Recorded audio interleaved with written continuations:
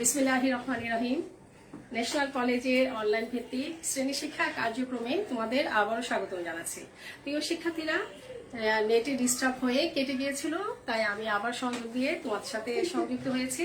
তো শিক্ষার্থীরা, আশা করছি তোমরা সরকারের দেওয়া সকল স্বাস্থ্যবিধিগুলো মেনে এখন পর্যন্ত সুস্থ আছো।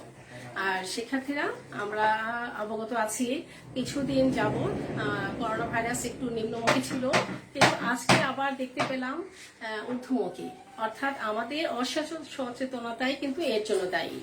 তো শিক্ষার্থীরা, আমাদের এই করোনা ভাইরাস যেখানে সারা বিশ্বে আতঙ্কিত অবস্থা বিরাজ করছে, তার সাথে আবার নতুন করে যুক্ত হয়েছে ফিলিস্তিনি আর এর মধ্যে আর ইসরায়েল ও ফিলিস্তিনের মধ্যে আবারও সেই আন্দোলন যুদ্ধ শুরু হলো, যেটা আমাদের সবার জন্য অত্যন্ত কষ্টদায়ক। আমরা যদিও কিছুই করতে পারবো না, কিন্তু এতটুকু তো করতে পারবো, আমরা তাদের জন্য দোয়া করি আল্লাহ যেন সদয় হন, ইসরায়েলের প্রতি সদয় হন এবং তাদেরকে যেন সুবুদ্ধি দেন, যেন আমাদের এই অস্থিরতা থেকে তারা মানে ফিলিস্তিনকে থেকে আমাদেরকে মানে ফিলিস্তিনের উপর অত্যাচার কমিয়ে আনেন। এই যে অত্যাচার চলছে, যে অমানবিক অত্যাচার করছে শিশু, নারী এবং সমস্ত মানুষকে আমরা দেখতে পাচ্ছি না খাওয়া, ঘুম, সবকিছু অস্থির অবস্থা হচ্ছে। অনেক বিশেষ করে আমরা অনেক বাচ্চাদেরকে দেখতে পাচ্ছি যারা অবুঝ বাচ্চারা কিছুই বুঝতে পারেনি, কিন্তু এই সেই যুদ্ধের শিকার।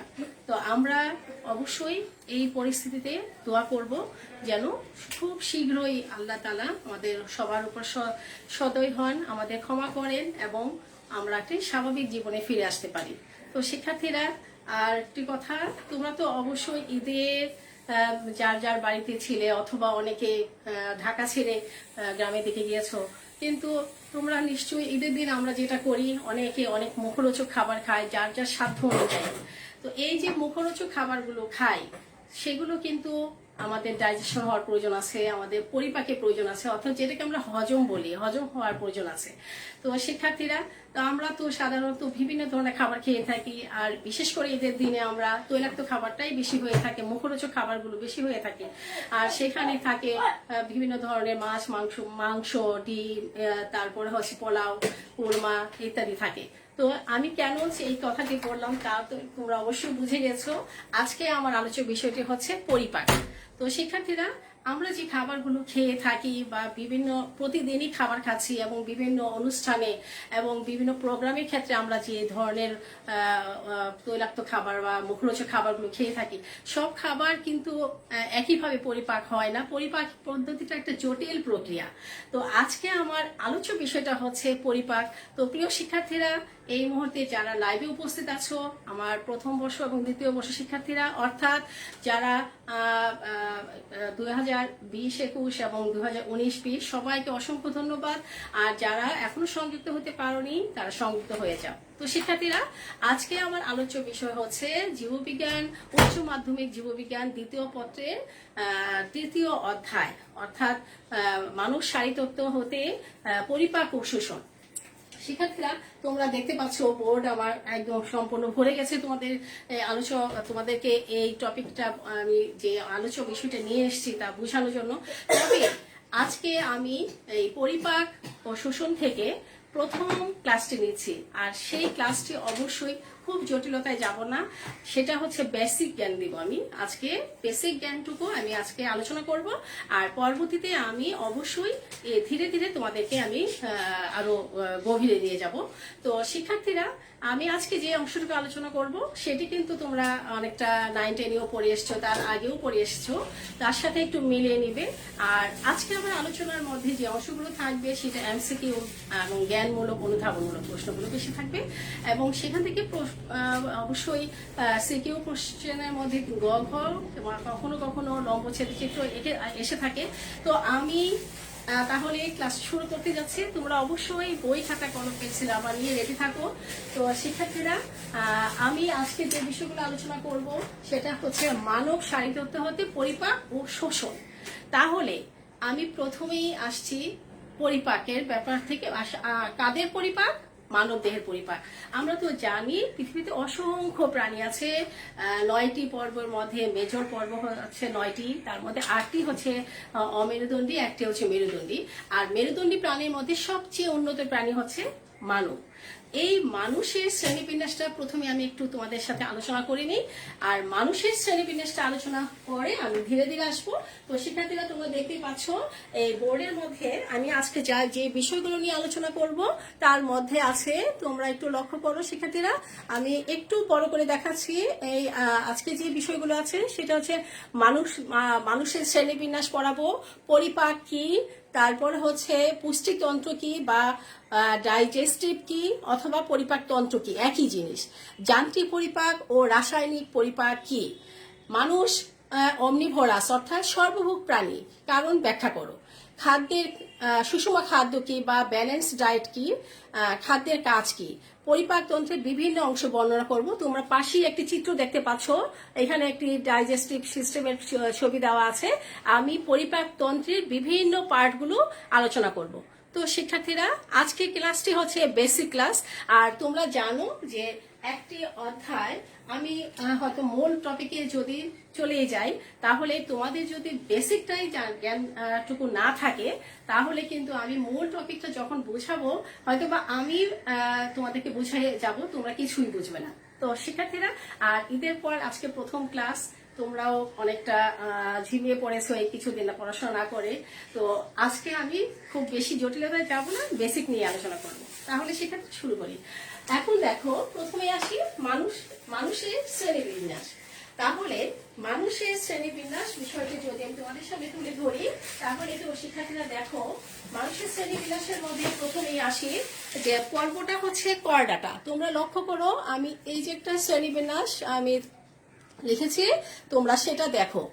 মানুষের শ্রেণীবিন্যাস এই যে দেখো শিক্ষার্থীরা, হ্যাঁ পর্ব হচ্ছে করডাটা। আচ্ছা, পর্ব হচ্ছে করডাটা। তাহলে দেখো এই করডাটা হচ্ছে কি, কেন করডাটা? কারণ ভ্রূণ অবস্থায় এদের নটকট থাকে। ভ্রূণ অবস্থায় নটকট থাকে বলে পর্বটাকে, যে সকল প্রাণীদের ভ্রূণ অবস্থায় নটকট থাকে তাদেরকে বলা হয় করডাটা। মানুষ হচ্ছে ভ্রূণ অবস্থায় তাদের নটকট থাকে, সেজন্য সে করডাটা। সাব স্পেসিস হচ্ছে, সাব ফাইলামটা হচ্ছে ভার্টিব্রাটা। ভার্টিব্রাটা অর্থটা কি? অবশ্যই আমরা ভার্টিব্রাটা অর্থটাও আমরা জানি, যে ভার্টিব্রাটা মানে হচ্ছে, হ্যাঁ শিক্ষার্থীরা লক্ষ্য করো, তো ভার্টিব্রাটা মানে হচ্ছে যে এখানে হচ্ছে নটকট মেরুদণ্ড দিয়ে প্রতিস্থাপিত হয়, অর্থাৎ যে সকল প্রাণীদের নটকটটা মেরুদণ্ড দিয়ে প্রতিস্থাপিত হয় তাদেরকে বলা হয় ভার্টিব্রাটা। এর পরবর্তী অংশটা হচ্ছে পরের অংশটা হচ্ছে মামালিয়া। তো শিক্ষার্থীরা তোমরা লক্ষ্য করো, মামালিয়া মানেটা কি? তো মামালিয়ার অর্থ হচ্ছে, মামালিয়া অর্থ হচ্ছে স্ত্রী দেহে সক্রিয় স্তন্য গ্রন্থি থাকবে। তাহলে স্ত্রী দেহে সক্রিয় স্তন্য গ্রন্থি আছে এই মানব দেহে, সেজন্য এটা মামালিয়া। পরবর্তী হচ্ছে অর্ডার। এই অর্ডারটা হচ্ছে অর্ডার হচ্ছে প্রাইমেটস।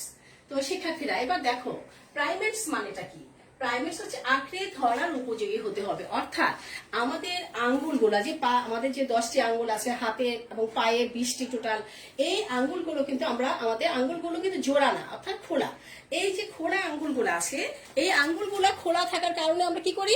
কলম ধরতে পারি বা যে কোনো বস্তুকে আমরা আঁকড়ে ধরতে পারি। এই আঁকড়ে ধরার ক্ষমতা কিন্তু পশুদের যে 4টি পা আছে তাদের আঙ্গুলগুলা কিন্তু আমাদের আঙ্গুলের মতো এইভাবে খোলা না, ফলে তারা কি করছে? তারা কিন্তু আঁকড়ে ধরার উপযোগী না, কিন্তু আমরা আঁকড়ে ধরার উপযোগী। আর সেজন্য কিন্তু আমাদেরকে বলা হচ্ছে, অর্থাৎ মেরুদণ্ডী প্রাণীর আরেকটি ক্লাসটা হচ্ছে মামালিয়া। তো শিক্ষার্থীরা এবার আসছি আসল কথায়, অর্ডার হচ্ছে প্রাইমেটস। এখানে আমার কিছু বলার আছে শিক্ষার্থীরা, দেখো প্রাইমেটস মানেটা কি? প্রাইমেটস অর্থটা অনেক গভীর, অর্থাৎ এখানে যদি শিক্ষার্থীরা বর্গটা হচ্ছে কি? প্রাইমেটস। প্রাইমেটস হচ্ছে আঁকড়ে ধরার ক্ষমতা সম্পন্ন, হ্যাঁ আমি যেটা বলছিলাম। আর ম্যামালিয়া হচ্ছে স্ত্রীদের সক্রিয় স্তন্যগ্রন্থি আছে। তো প্রাইমেটসটা আমি কি তোমাদেরকে আরেকটু ডিটেলস ব্যাখ্যা করব। আঁকড়ে ধরার ক্ষমতা হলে প্রাইমেটস হয়, কিন্তু মানুষ যে প্রাইমেটস সেই ব্যাপারে তোমাদেরকে আমি একটু ব্যাখ্যা করে যাচ্ছি, তোমরা একটু লক্ষ্য করো। প্রাইমেটস মানে হচ্ছে মানুষ হচ্ছে প্রাইমেটস বর্গীয় স্তন্যপায়ী প্রাণী। মানুষ প্রাইমেটস বর্গের স্তন্যপায়ী প্রাণী। আক্ষরিক অর্থে আমি যদি তোমাদেরকে আক্ষরিক অর্থে এটাকে ব্যাখ্যা করি, তার মানে হচ্ছে প্রাইমেটস অর্থটা হচ্ছে সর্বশ্রেষ্ঠ প্রাণী গোষ্ঠী। শিক্ষার্থীরা, সর্বশ্রেষ্ঠ প্রাণী গোষ্ঠী বোঝাচ্ছে, সর্বশ্রেষ্ঠ প্রাণী গোষ্ঠী। তার মানে প্রাইমেটস কে যদি মানুষের ক্ষেত্রে আমরা ব্যাখ্যা করি, সেটা হচ্ছে সর্বশ্রেষ্ঠ প্রাণী গোষ্ঠী। তো শিক্ষার্থীরা, এই ব্যাপারে তোমরা একটু মনে রাখো। অর্থাৎ প্রসিমিয়ানরা হচ্ছে আদিমতম প্রাইমেটস, অর্থাৎ আদিমতম প্রাইমেটস হচ্ছে প্রসিমিয়ানরা। তো প্রসিমিয়ানরা হচ্ছে আদিমতম প্রাইমেটস। তখন তাদেরকে বলা হতো আদিম মানুষ। কিন্তু আধুনিক মানুষের যে উৎপত্তি হয়েছে মাত্র 35 থেকে 40 হাজার বছর আগে। আদিম মানুষের পরে আমরা যে আধুনিক মানুষ, আমাদের আধুনিক মানুষের যে জন্মটা আমরা বলছি, সেটা হচ্ছে মাত্র তাদের উৎপত্তি হয়েছে 35 থেকে 40 বছর আগে। তো আধুনিক মানুষের বৈজ্ঞানিক নামটাই হচ্ছে হোমো সেপিয়েন্স। তো যার অর্থ হচ্ছে, হোমো সেপিয়েন্স অর্থ কি? আমরা বুদ্ধিমান। হোমো সেপিয়েন্স এর অর্থটাই হচ্ছে আমরা বুদ্ধিমান। তো শিক্ষার্থীরা, এবার আসি সাব অর্ডার। তো সাব অর্ডার এখন আসছি সাব অর্ডার। সাব অর্ডারটা তোমরা দেখে নাও শিক্ষার্থীরা। তো সাব অর্ডার হচ্ছে উপবর্গ। এটা হচ্ছে লেজবিহীন সাব অর্ডার হোমিওনিটি। হোমিওনিটির মানেটা হচ্ছে লেজবিহীন, বক্ষদেশ চওড়া এবং অঙ্কতলে চাপা। আমাদের বক্ষদেশটা কিন্তু চওড়া, সেই জন্য আমরা হচ্ছে হোমোনিটি। তো হোমোনিটি। এখন দেখো গোত্র বা ফ্যামিলির গোত্রটা হচ্ছে হোমোনিটি, অর্থাৎ বিরাট মস্তিষ্ক। আমাদের মাথা মস্তিষ্কটা যে আছে, আল্লাহ তাআলা আমাদের মানুষের যে মস্তিষ্কটা দিয়েছেন, সেটা অনেক উন্নত মানের, যা দ্বারা চাঁদ, মঙ্গল গ্রহ এবং পৃথিবীর এমন কোনো জায়গা নেই যেখানে আবিষ্কার শুধুমাত্র মানুষই করে যাচ্ছে। সবকিছুর আবিষ্কার এবং বিভিন্ন ধরনের কম্পিউটার থেকে তোমরা জানো, ল্যাপটপ, সেই মোবাইল, এবং যার কারণে আজকে তোমাদের সাথে আমি লাইভে সংযুক্ত হতে পেরেছি। সেরকম এই সমস্ত বুদ্ধিমত্তা কিন্তু মানুষের এই হোমোনিটি অর্থাৎ বিরাট মস্তিষ্কের কারণে কিন্তু সম্ভব হয়েছে। গণ জেনাস হচ্ছে হোমো, জেনাসটা হচ্ছে হোমো। হোমো মানে কি? মুখভঙ্গি এবং বাচন ভঙ্গির মাধ্যমে ভাব প্রকাশ করা। শিক্ষার্থীরা, তাহলে এইখানে আমি তোমাদেরকে আরেকটু ব্যাখ্যা করি। হোমোর ব্যাখ্যাটা দেখো, হোমোর ব্যাখ্যাটা একটু দেখো। হোমোটা হচ্ছে, আমি আবারও বলছি, এই হোমো সেপিয়েন্স, অর্থাৎ হোমো হচ্ছে গণের অন্তর্ভুক্ত হচ্ছে মানুষ। হোমো শব্দের অর্থ হচ্ছে আমরা। হোমো মানে হচ্ছে আমরা তথা মানুষ। আর সেপিয়েন্স মানেটা হচ্ছে কি? সেপিয়েন্স শব্দের অর্থ হলো বুদ্ধি সম্পন্ন, অর্থাৎ আধুনিক মানুষ উন্নত সকল প্রাণী হিসাবে এখানে নিজেকে প্রাণী জগতে আমরা প্রতিষ্ঠিত করতে পেরেছি। আমাদের মস্তিষ্ক স্মৃতি সংরক্ষণ করে, আমাদের মস্তিষ্ক পরিকল্পনা করে, তারপরে হচ্ছে আমাদের মানুষ অঙ্গভঙ্গি করে কথা বলে, ছবি আঁকে, নিজের মনে ভাব প্রকাশ করে, নিজের কথা অভিজ্ঞতা সমূহ সংরক্ষণ করে। শিক্ষার্থীরা, এখন দেখো,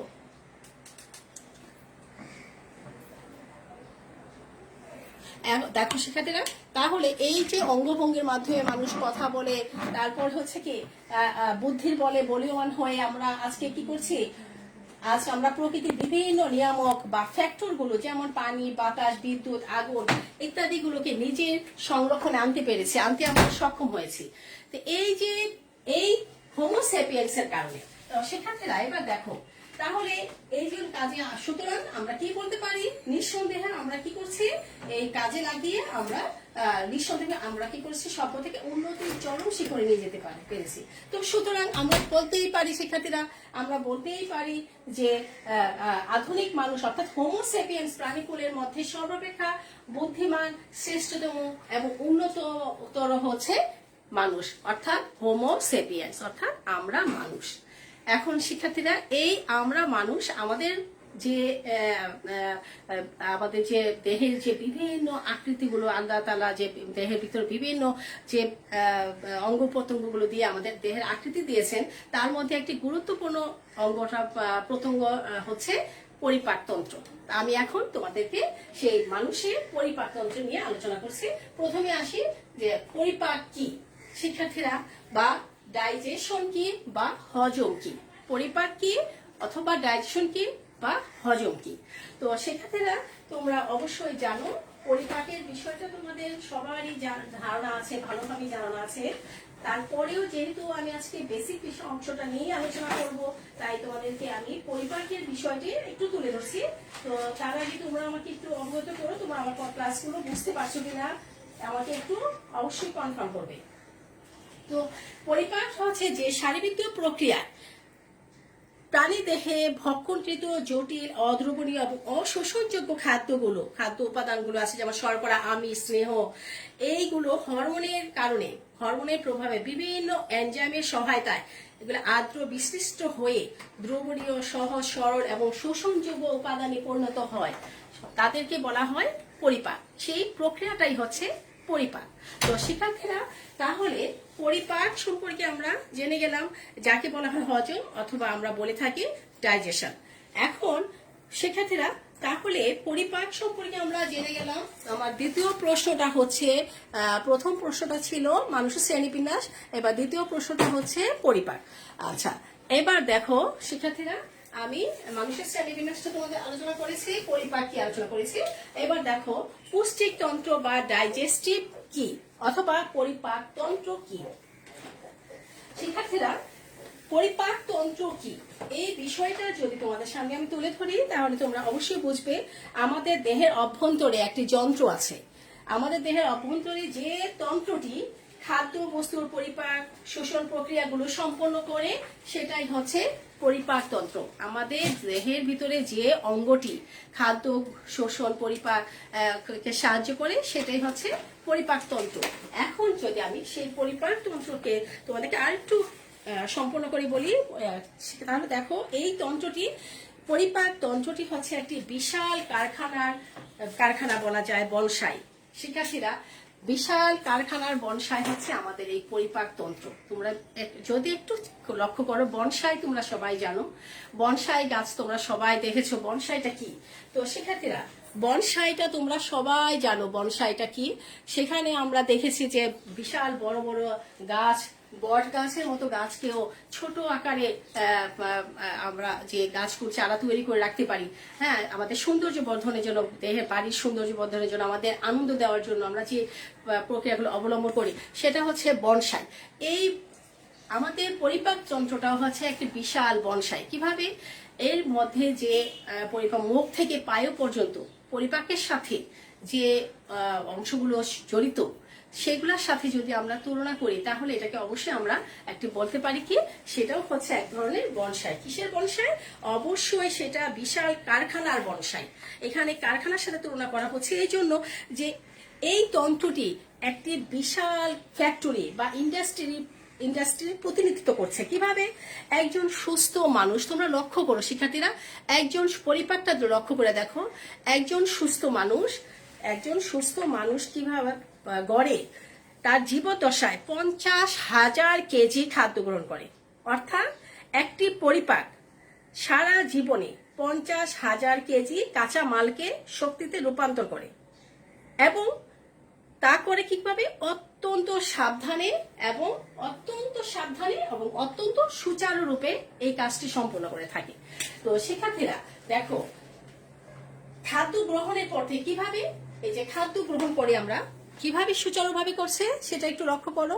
যখন আমরা খাদ্য গ্রহণ করি, এই খাদ্য গ্রহণ করার পর থেকে তো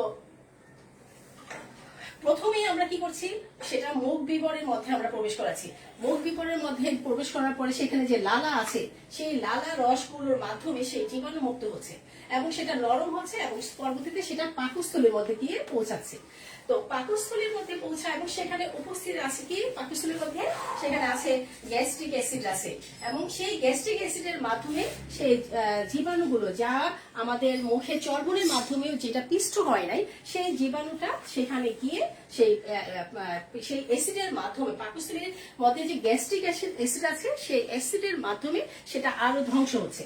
তো এই যে গ্যাস্ট্রিক অ্যাসিডের মাধ্যমে সেটা পুনরায় জীবাণু মুক্ত হচ্ছে। তো জীবাণু মুক্ত হয়ে সেটা আবার পরবর্তী বিভিন্ন এনজাইমের সাহায্যে সেটা সেই খাদ্যটা পরিপাক হয়েছে, এবং পরিপাক হওয়ার পরে সেটা প্রয়োজনীয় নির্যাস শোষণের মাধ্যমে আমাদের শরীরের মধ্যে সেটা ছড়িয়ে পড়ছে। তো এই যে এভাবে যে ছড়িয়ে পড়ছে শিক্ষার্থীরা দেখো, এবং একই সাথে অপ্রয়োজনীয় পাশাপাশি খাদ্যের যে প্রয়োজনীয় অংশটা শোষিত হচ্ছে এবং অপ্রয়োজনীয় যে অংশগুলো তৈরি হচ্ছে, সেই অপ্রয়োজনীয় অংশগুলো বর্জ্য সমূহগুলো আবার খাদ্যের এই বৃহদন্ত্রের মাধ্যমে সেটা কি করছে, এই বৃহদন্ত্রের মাধ্যমে সেটা শরীর থেকে নিষ্কাশিত হচ্ছে। এভাবেই আমাদের এই পুষ্টিক তন্ত্রটা সুচারু পদ্ধতিতে চলতে থাকে এবং সেটাই হচ্ছে আমাদের পরিপাক প্রণালী। তাহলে শিক্ষার্থীরা এবার বুঝতেই পেরেছো পরিপাক প্রণালীকে আমরা কেন বিশাল কারখানার বনসাই বলছি। আচ্ছা শিক্ষার্থীরা, এখন দেখো আমি এবার তোমাদেরকে পুষ্টিক তন্ত্র কি সেটা নিয়ে আলোচনা করছি। তোমরা লক্ষ্য করো পুষ্টিক তন্ত্রটা হচ্ছে, তাহলে দেখো মানুষের এই পরিপাক বহিঃকোষীয় এবং অন্তঃকোষীয় উভয় ভাবেই সম্পন্ন হয়ে থাকে, অর্থাৎ উভয় ধরনের পরিপাক পদ্ধতির মাধ্যমে এটা সংঘটিত হয়। আমাদের পরিপাকটা হচ্ছে বহিঃকোষীয় এবং অন্তঃকোষীয় উভয় প্রক্রিয়ার মাধ্যমে এটা সম্পন্ন হচ্ছে। কিভাবে সম্পন্ন হচ্ছে? কারণ দেখো শিক্ষার্থীরা, এই যে পুষ্টিক নালীর গহ্বরের ভেতরের বহিঃকোষীয় আর পুষ্টিক নালীর যে অন্তঃপ্রাচীর আছে, সেই অন্তঃপ্রাচীরের শোষণ ক্ষমের কোষের ভিতরেই সেই অন্তঃকোষীয় পরিপাকটা সম্পন্ন হচ্ছে যে তন্ত্রের মাধ্যমে। তাহলে আমি তোমাদেরকে বলছি, এবার দেখো শিক্ষার্থীরা, যে তন্ত্রের মাধ্যমে পরিপাক প্রক্রিয়াটা সম্পন্ন হচ্ছে আর সেটাই হচ্ছে পরিপাক তন্ত্র, অর্থাৎ পুষ্টিক তন্ত্র বা ডাইজেস্টিভ। শিক্ষার্থীরা, মানুষের পরিপাক তন্ত্রের দুইটি অংশ নিয়ে গঠিত। তোমরা এই ছকটা দেখো এবার। মানুষের পরিপাক তন্ত্র দুইটি অংশ নিয়ে গঠিত, একটি হচ্ছে পরিপাক নালী, আরেকটি হচ্ছে পরিপাক নালী বা পুষ্টিক নালী, এবং আরেকটি অংশ হচ্ছে পুষ্টিক গ্রন্থি। তাহলে শিক্ষার্থীরা তোমরা লক্ষ্য করো, এই যে পুষ্টিক তন্ত্রটা সেটা দুইটি অংশ নিয়ে গঠিত, একটা হচ্ছে পুষ্টিক নালী আর একটি হচ্ছে পুষ্টিক গ্রন্থি। পুষ্টিক নালী এবং পুষ্টিক গ্রন্থি। আচ্ছা, এবার তোমরা আরো লক্ষ্য করো, তো পুষ্টিক নালী এবং পুষ্টিক গ্রন্থি এই হচ্ছে মানুষের পরিপাক নালীর পরিপাক তন্ত্রটা। এবং এই যে পরিপাক তন্ত্র দুটি অংশ গঠিত, তার মধ্যে মানুষের পুষ্টিক নালীর অন্তর্ভুক্ত হচ্ছে কি, মানুষের পুষ্টিক নালীর অন্তর্ভুক্ত গুলো হচ্ছে যেমন মুখ বিবর আছে, পাকস্থলী, ক্ষুদ্রান্ত্র, এগুলো হচ্ছে পরিপাকের স্থান, খাদ্য পরিপাকের স্থান। আর মানুষের পুষ্টিক নালীর বিভিন্ন অংশে কিন্তু বিভিন্ন গ্রন্থিগুলো নিঃসৃত, এই এনজাইমের প্রভাবে কিন্তু এই খাদ্যগুলো বস্তুগুলো সম্পূর্ণভাবে পরিপাক হয়।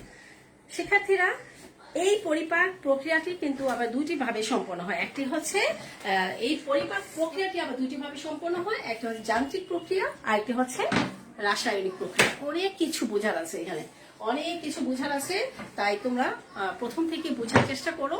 আশা করি তোমরা যখন আমি ডিটেলস ব্যাখ্যা করবো, গভীরে চলে যাবো, তখন তোমরা ধরতে পারবে। তো শিক্ষার্থীরা, এখন দেখো আমি তাহলে এবার পুষ্টিক তন্ত্রটা নিয়ে আলোচনা করছি। এবার আসি আমি যান্ত্রিক পরিপাক কি এবং রাসায়নিক পরিপাক কি। তো এখন আমি তোমাদের যান্ত্রিক পরিপাক এবং রাসায়নিক পরিপাক নিয়ে আলোচনা করছি। তো যান্ত্রিক পরিপাক এবং রাসায়নিক পরিপাক কি, সেক্ষেত্রে তোমরা একটু লক্ষ্য করো যান্ত্রিক পরিপাকটা কি। রাসায়নিক পরিপাকের উপযোগী পরিবেশ তৈরি করাটাই হচ্ছে যান্ত্রিক প্রক্রিয়ার প্রধান উদ্দেশ্য। আমি আবারও বলছি, রাসায়নিক পরিপাকটা আগে, যান্ত্রিক পরিপাকটা হচ্ছে। যান্ত্রিক পরিপাকের পরেই কিন্তু রাসায়নিক প্রক্রিয়া হচ্ছে, রাসায়নিক পরিপাকটা হচ্ছে।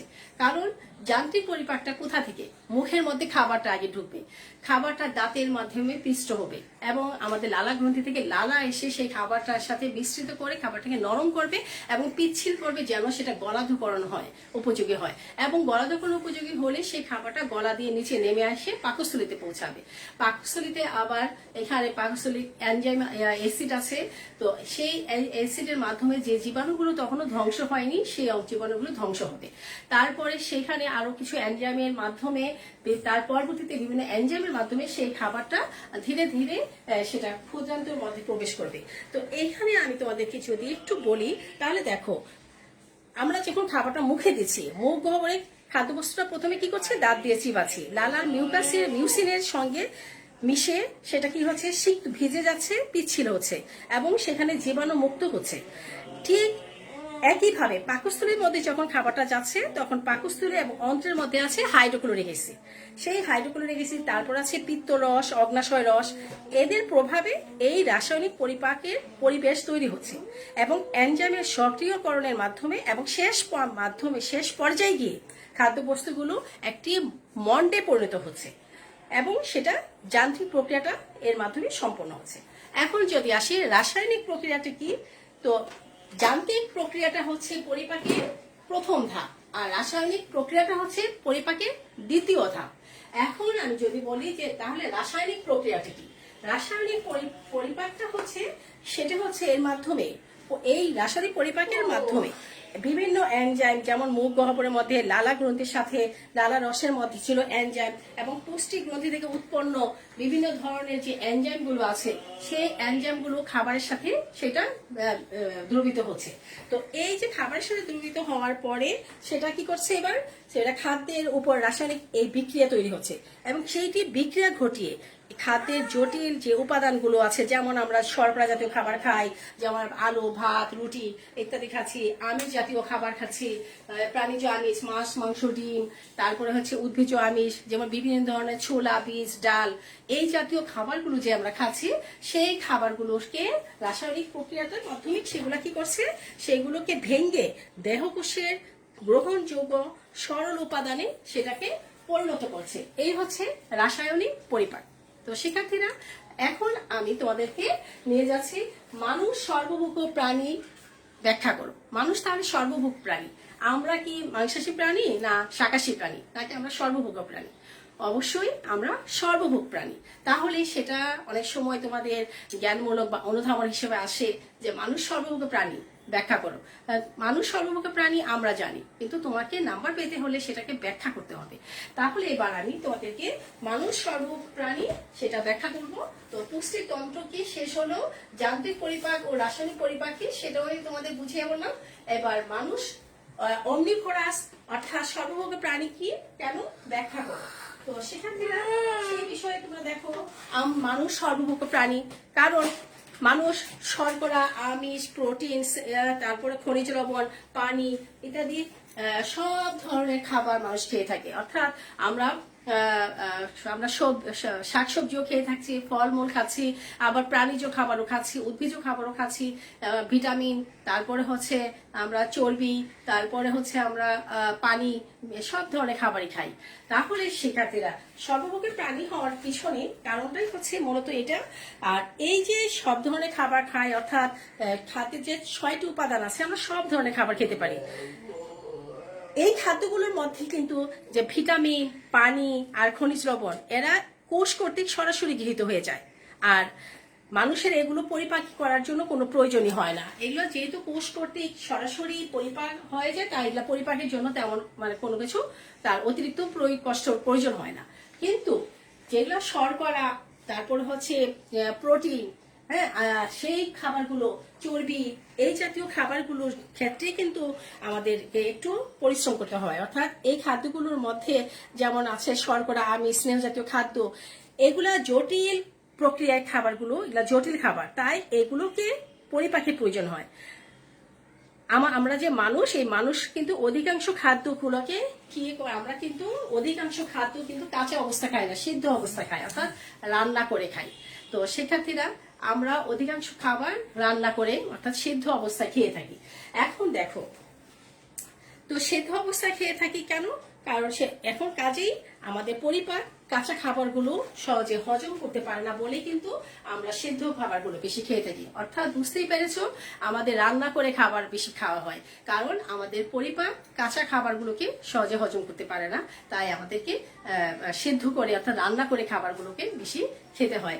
আর খাওয়ার প্রয়োজন পড়ে যা পরিপাকের জন্য সেটা হজম করতে সহজ হয়, পরিপাকে সহজ হয়। তো শিক্ষার্থীরা, এখন তোমাদেরকে আমি আরেকটু ব্যাখ্যা করছি। তো সেটা হচ্ছে আমি তোমাদেরকে এখন নিয়ে যাব যে সুষম খাদ্য কি। তো আমি তোমাকে, আর এই জন্য মানুষ সর্বভোগ্য প্রাণী হয়ে গেল। এখন দেখো, সুষম খাদ্য বা ব্যালেন্স ডায়েট। সুষম খাদ্য তোমরা জানো যে খাদ্যের মধ্যে খাদ্যের 6টি উপাদানই বিদ্যমান তাকে সুষম খাদ্য বলে। দুধ একটি আদর্শ খাদ্য, অর্থাৎ এখানে সুষম খাদ্য যেগুলো, যে খাবারগুলো খেলে আমাদের পুষ্টি পায়, সঠিকভাবে পুষ্টি পায়, তারপরে আমাদের কাজ করার ক্ষমতা বৃদ্ধি পায়, আমাদের শক্তি বৃদ্ধি পায়, এইগুলোই হচ্ছে পুষ্টিকর খাবার, অর্থাৎ ব্যালেন্স ডায়েট। তো শিক্ষার্থীরা, তো পুষ্টিকর খাবার হচ্ছে 6টি উপাদান, অর্থাৎ শর্করা, আমিষ, স্নেহদ্রব্য, ভিটামিন, খনিজ লবণ, পানি। এই খাবারগুলো যদি সঠিক পরিমাণে থাকে তাহলে সেটা হচ্ছে পুষ্টি পরিমাণ খাবার। এবং খাদ্য গ্রহণের এই ক্ষেত্রে যে কোনো ব্যক্তির বৃদ্ধি, তারপরে হচ্ছে পুষ্টি, শক্তি উৎপাদন, হ্যাঁ, ক্ষয় পূরণ, রোগ প্রতিরোধ ক্ষমতা গড়ে ওঠে, এই খাবারগুলোকে আমরা বলি সুষম খাদ্য। তো শিক্ষার্থীরা, এবার আসি পরিপাক তন্ত্রের সুষম খাদ্যের কাজ। সুষম খাদ্যের কাজ, তো সুষম খাদ্য আমরা কেন খাই? যেমন ধরো শর্করা দেহের তাপ শক্তি উৎপাদন ও কর্মক্ষমতা বৃদ্ধি করে। শর্করা দেহের তাপ শক্তি উৎপাদন ও কর্মক্ষমতা বৃদ্ধি করে। শর্করা পুষ্টিকর খাবারের মধ্যে আরেকটি আছে আমিষ। আমিষ হচ্ছে যে আমাদের দেহের কোষ গঠন, ক্ষয়পূরণ বৃদ্ধি, এনজাইম ও ক্ষরণ উৎপাদনের ক্ষেত্রে সেটা সাহায্য করে থাকে। তাছাড়া আমাদের আরো পুষ্টিকর খাবারগুলোর মধ্যে আছে যেমন স্নেহ হচ্ছে তাপ শক্তি উৎপাদন ও তাপ নিয়ন্ত্রণ করে থাকে। তাপ শক্তি উৎপাদন ও তাপ নিয়ন্ত্রণ করে থাকে।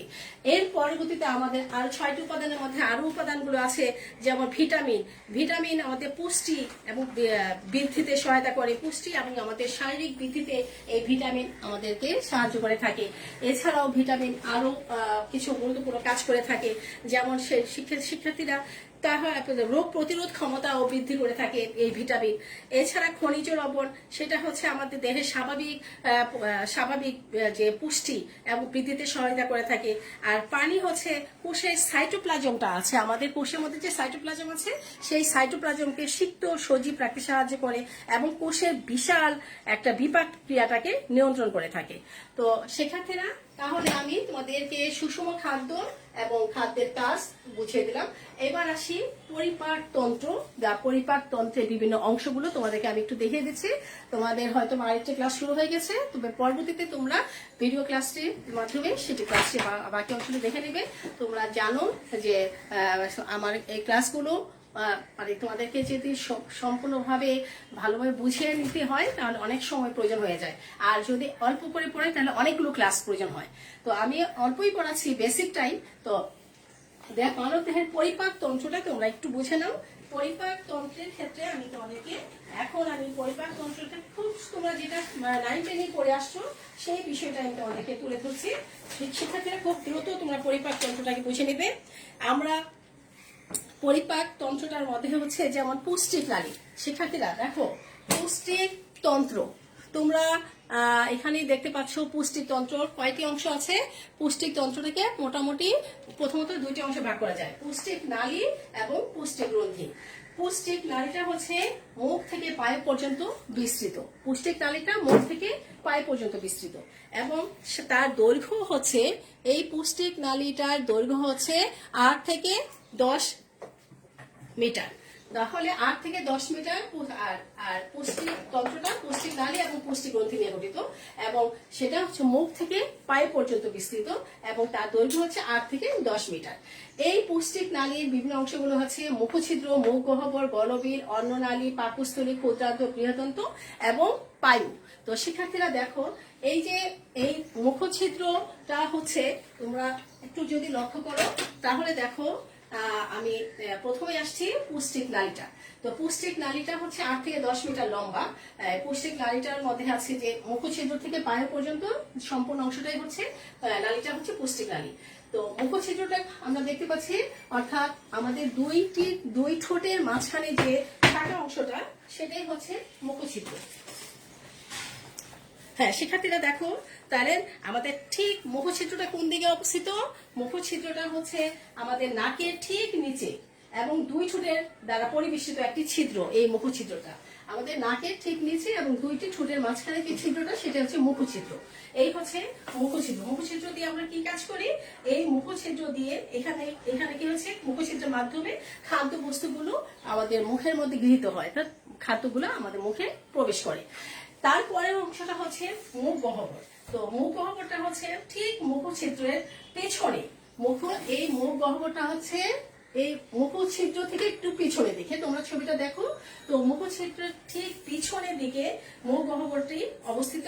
আর এর ভিতরে হচ্ছে চোয়াল থাকে, ঊর্ধ্ব চোয়াল, নিম্ন চোয়াল, এবং এর ভিতর আছে আমাদের যে 32টি দাঁত, এবং শিশু অবস্থায় কিছু থাকে আমাদের দাঁতগুলো হচ্ছে কিছু হচ্ছে শিশু দাঁত যেটাকে বলা হয়। তার পরবর্তীতে স্থায়ী দাঁত উঠে, এই দাঁতগুলো থাকে এর মধ্যে। তাহলে দেখো আমি আবারও বলছি, দাঁত সহ 2টি চোয়াল, গ্রন্থিময় মাংসর একটি জিহ্বা, 3 জোড়া লালা গ্রন্থি থাকে এর মধ্যে। 3 জোড়া লালা গ্রন্থি থাকে, এবং লালা গ্রন্থিগুলো পৃথক পৃথক নালীর মাধ্যমে এই মুখ গহ্বরে যুক্ত হয়। তো এই মুখ গহ্বরের কাজ কি? এটা দাঁতের সাহায্যে খাদ্যবস্তুগুলোকে কর্তন পেষণ করে, আর জিহ্বার সাহায্যে স্বাদ গ্রহণ করে, খাদ্যবস্তুগুলোকে গিলতে সাহায্য করে। তারপর লালা গ্রন্থি লালাকে পিচ্ছিল করতে সাহায্য করে এবং হজমে সাহায্য করে থাকে। তারপরে হচ্ছে এখানে আছে, এই হলো, তার পরবর্তীতে আসছে গলবিল। শিক্ষার্থীরা এবার আসি গলবিল। তাহলে পরবর্তী অংশটা হচ্ছে গলবিল। তো তোমরা দেখতেই পাচ্ছ চিত্রের মধ্যে, এই অংশটা হচ্ছে গলবিল। গলবিলের অবস্থানটা যদি তোমাদেরকে বলি, তাহলে হচ্ছে কি যে মুখ গহ্বরের পরের অংশটাই হচ্ছে গলবিল। তাহলে এই যে মুখ গহ্বর, তার পরবর্তী এই অংশটাই হচ্ছে গলবিল। এই গলবিলের কাজটা তাহলে কি হতে পারে? গলবিল দিয়ে কি করা হচ্ছে, খাদ্যবস্তুগুলো, মুখ গহ্বরের খাদ্যবস্তুগুলো গলবিলের মাধ্যমে অন্ননালীতে এসে পৌঁছাচ্ছে। এরপরে আসি অন্ননালী। শিক্ষার্থীরা এখানে দেখতে পাচ্ছ, এই গলবিলের দৈর্ঘ্য হচ্ছে 12.5 সেন্টিমিটার। এই গলবিলের দৈর্ঘ্যটা হচ্ছে 12.5 সেন্টিমিটার। এর পরবর্তী অংশটা হচ্ছে অন্ননালী। এই অন্ননালীর দৈর্ঘ্য হচ্ছে 25 সেন্টিমিটার। এবং অন্ননালীটার অবস্থানটা তোমরা অবশ্যই জানো যে এই অন্ননালীটা হচ্ছে পাকস্থলী পর্যন্ত বিস্তৃত, অর্থাৎ গলবিলের পরের থেকে শুরু হয় একটি লম্বা নালী, যেটা পাকস্থলী পর্যন্ত বিস্তৃত। খাদ্যবস্তু এই নালী পথে পাকস্থলীতে পৌঁছায়। এই পাকস্থলী খাদ্যবস্তুগুলো মুখ থেকে এই নালী গলবিলের মাধ্যমে পাকস্থলীর মধ্যে গিয়ে পৌঁছায়। এর পরবর্তী অংশ হচ্ছে পাকস্থলী। পাকস্থলীর দৈর্ঘ্য হচ্ছে 30 সেন্টিমিটার, প্রস্থ হচ্ছে 15.2 সেন্টিমিটার প্রায়। তাহলে দেখতে পাচ্ছ শিক্ষার্থীরা, এবং অন্ননালীর পরবর্তী অংশটা হচ্ছে পাকস্থলী। এই পাকস্থলীটার দৈর্ঘ্য হচ্ছে 30.5 সেন্টিমিটার প্রায়, এবং প্রস্থ হচ্ছে 15.2 সেন্টিমিটার প্রায়। এই পাকস্থলীটার সম্পর্কে যদি তোমাদেরকে আমি একটু বলি, যে এটা হচ্ছে দেখতে অনেকটা থলে আকৃতি, এবং এর প্রাচীরটা পুরো পেশিবহুল। পাকস্থলীর প্রাচীরের মধ্যে গ্যাস্ট্রিক গ্রন্থি নামক প্রচুর গ্রন্থি থাকে। কাজ কি করে? খাদ্যটা সাময়িকভাবে জমা রাখে, আর গ্যাস্ট্রিক গ্রন্থির পাচক রস পরিপাকে সাহায্য করে। শিক্ষার্থীরা এর পরবর্তীটা অংশটা হচ্ছে অন্ত্র। অন্ত্র 2 ধরনের, ক্ষুদ্রান্ত এবং বৃহদন্ত্র। তো ক্ষুদ্রান্ত তোমরা দেখতেই পাচ্ছ, এগুলা হচ্ছে ক্ষুদ্রান্ত। ক্ষুদ্রান্ত হচ্ছে দৈর্ঘ্য 6 থেকে 7 মিটার প্রায়, এবং এই বৃহদন্ত্রটার দৈর্ঘ্য হচ্ছে 1.5 মিটার প্রায়। তো শিক্ষার্থীরা এগুলা হচ্ছে বৃহদন্ত্র, আর মাঝখানে চিকন যে সুতার চিকন অংশ দেখতে পাচ্ছি আমরা, এইটা হচ্ছে ক্ষুদ্রান্ত।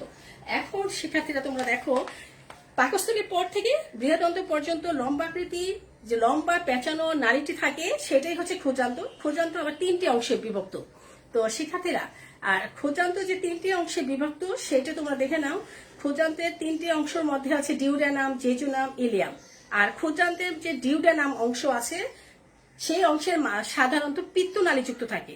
আর সাধারণত এই পিত্তনালীর মাধ্যমে কিন্তু যকৃতের মধ্যে পিত্তরস আর অগ্নাশয়ের থেকে অগ্নাশয় রস ডিউডেনামে আসে, এবং ক্ষুদ্রান্তের ইলিয়ামের অন্তঃপ্রাচীরের যে ভিলাস আছে, এই ভিলাসে আন্তিগ্রন্থি থাকে। তো শিক্ষার্থীরা এবার দেখো বৃহদন্ত্র আর ইলিয়াসের যে তোমরা এর আগে আরেকটু লক্ষ্য করো, যে পাকস্থলীর অংশটা একটু লক্ষ্য করো। পাকস্থলীর যে 3টা পার্ট আছে সেটা তোমরা একটু লক্ষ্য করো। তো এই পাকস্থলীর মধ্যে আমি চিত্র মধ্যে এখানে পাকস্থলীটা দেখিয়েছিলাম। এই পাকস্থলীর 3টা অংশ তোমরা আরেকবার দেখে নাও। পাকস্থলীর ছবিটা দেখতে পাচ্ছ, আর পাকস্থলীর এখানে সেই চিত্রটাকে ভালোভাবে দেখানো হয়নি, আমি আবার তোমাদের জন্য আলাদা করে চিত্রটা অঙ্কন করেছি। পাকস্থলীর এই অংশটা তোমরা আবার একটু দেখে নাও। পাকস্থলীর একটা থলি আকৃতির অঙ্গ। পাকস্থলীটা কিন্তু থলি আকৃতির অঙ্গ। এর প্রাচীরটা পুরো পেশিবহুল। পাকস্থলীর প্রাচীরের গ্যাস্ট্রিক গ্রন্থি আছে এবং প্রচুর গ্যাস্ট্রিক গ্রন্থি এবং প্রচুর এখানে গ্যাস্ট্রিক গ্রন্থি নামক প্রচুর গ্রন্থি আছে। তো শিক্ষার্থীরা, এই পাকস্থলীর মধ্যে আছে কার্ডিয়া। কার্ডিয়াটা হচ্ছে এটি অন্ননালীতে উন্মুক্ত হয়, আর এই কার্ডিয়াটা হচ্ছে অন্ননালীতে উন্মুক্ত হয়। এখানে আছে ফান্ডাস, পাকস্থলীর বিভিন্ন অংশগুলো আছে কার্ডিয়াক, তারপর আছে ফান্ডাস। ফান্ডাস অংশ তো এই অংশটা।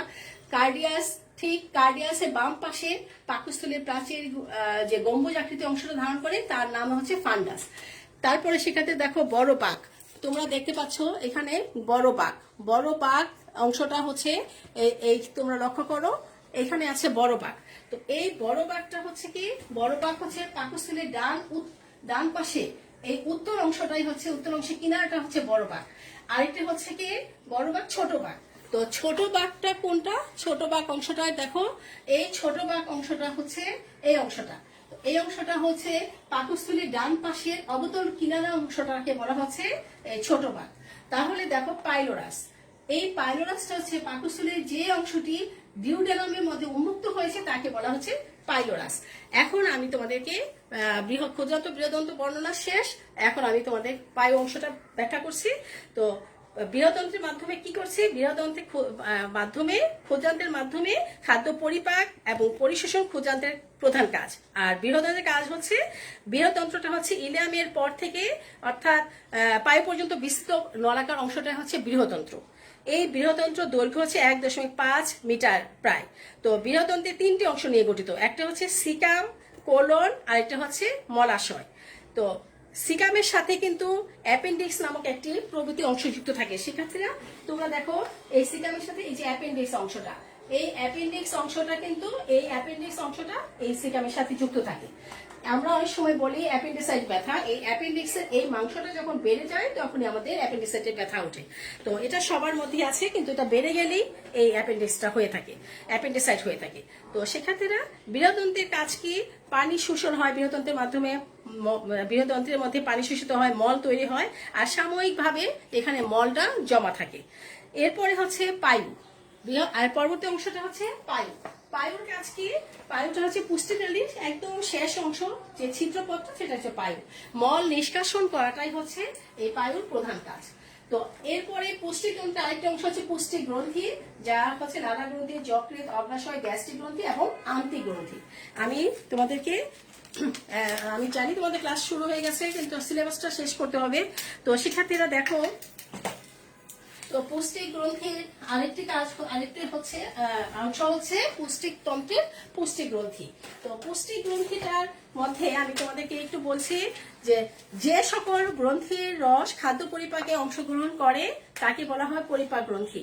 তো পরিপাক গ্রন্থিটা লালা গ্রন্থি, এটা মুখের চারপাশে 3 জোড়া লালা গ্রন্থি আছে। আমাদের মুখের চারপাশে 3 জোড়া লালা গ্রন্থি আছে, এবং সেই লালা গ্রন্থিটা হচ্ছে যেমন কানের দুপাশে প্যারাটিড গ্রন্থি, তারপরে জিহ্বার তলায় আছে লিঙ্গুয়াল গ্রন্থি, এবং আমাদের নিচের চোয়ালের দিকে, আমাদের যে চোয়াল আছে চোয়ালের ভিতরের দিকে, নিচের চোয়ালের ভিতরের দিকে আছে সাব মেন্ডুবুলার লালা গ্রন্থি। তো শিক্ষার্থীরা, লালা গ্রন্থির নিঃসৃত রসের নাম হচ্ছে লালা রস, যা লালার রসের মধ্যে পানি এবং টাইলন নামে কিছু এনজাইম আমরা দেখতে পাই। এর পরের অংশটা হচ্ছে পুষ্টি গ্রন্থির আরেকটা হচ্ছে যকৃৎ। আমাদের যে মধ্যচ্ছদা আছে শিক্ষার্থীরা, এই অংশটার মধ্যে হচ্ছে, এই জায়গাটার মধ্যে মধ্যচ্ছদা। এই মধ্যচ্ছদা যে অংশটা আছে, মধ্যচ্ছদার নিচে এবং পাকস্থলীর ডান পাশে অবস্থিত যকৃৎ এই যকৃৎ হচ্ছে আমাদের দেহের সবচেয়ে সর্ববৃহৎ গ্রন্থি, এবং এটি হচ্ছে মধ্যচ্ছদার নিচে এবং পাকস্থলীর ডান পাশে এটি অবস্থান করে। শিক্ষার্থীরা, এই যে যকৃতের কথা বলছি, যকৃতের সাথে একটি পিত্তথলি তোমরা দেখতে পাচ্ছ চিত্রের মধ্যে, যকৃতের সাথে একটি পিত্তথলি তোমরা দেখতে পাচ্ছ। তো পিত্তথলি, এই পিত্তথলিটা এই যকৃতের সাথে, এই পিত্তথলিটা একটি গুরুত্বপূর্ণ কাজ করে থাকে। তো তোমরা লক্ষ্য করো শিক্ষার্থীরা, যকৃতের থেকে এই পিত্ত সৃষ্ট যে পিত্তটা আছে, পিত্ত নামক একটা সবুজ রঙের এক প্রকার রস এই পিত্তথলির মধ্যে জমা থাকে।